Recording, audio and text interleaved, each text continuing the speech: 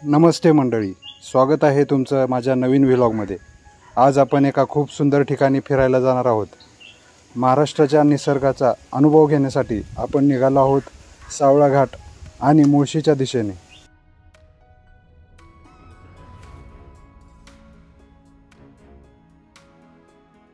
सकाळ झाली आहे आणि आम्ही पुण्याहून निघालो आहोत। रस्त्यातच थंडगार हवा सुरू झाली आहे। पुणे मुळशी रस्त्यावरून जाताना आजूबाजूला हिरवीगार शेती, छोटे मोठे डोंगर आणि ढगांनी भरलेले आकाश दिसत आहे। ही दृश्य पाहून मन एकदम प्रसन्न होते।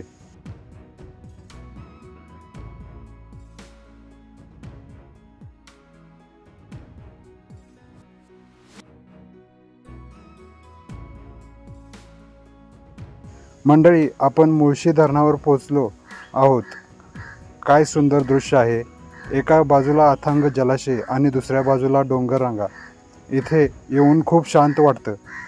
पाण्याचा आवाज, पक्ष्यांचा किलबिलाट हे सगळं अनुभवायला खूप छान आहे। तुम्ही बघू शकता, पाऊस झाल्यामुळे धरण पूर्ण भरलेलं आहे। या ठिकाणी फोटो काढण्यासाठी खूप सुंदर लोकेशन्स आहेत।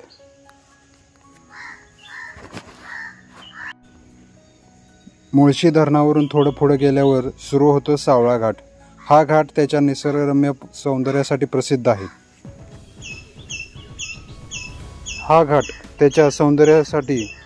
आहे।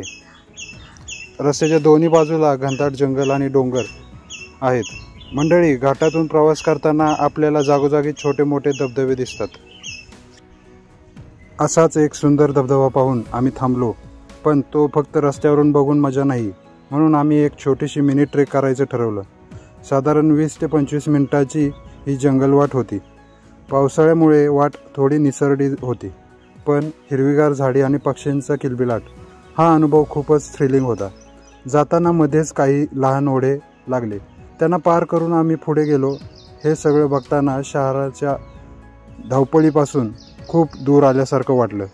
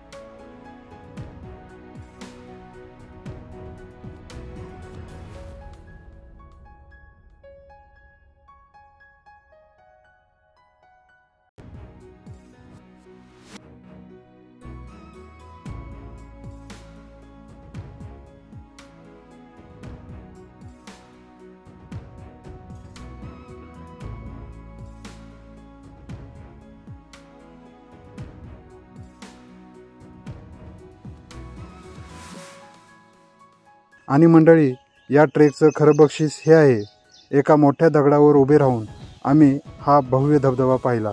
वरून खाली कोसळणारं पाणी आणि त्यातून उडणारे तुषार हे दृश्य बघून डोळ्याचं पारणं फिटलं.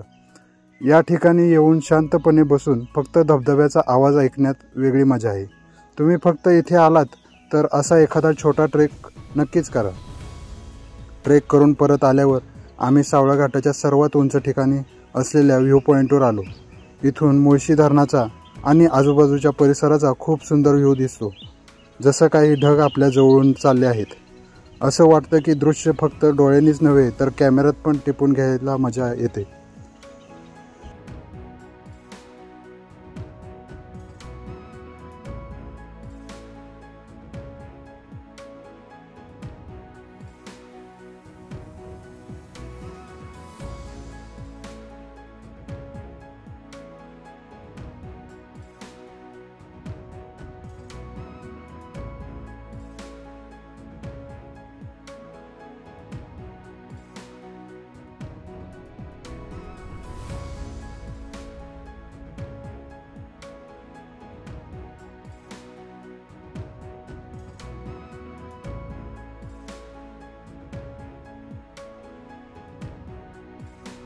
आता परतीची वेळ झाली आहे.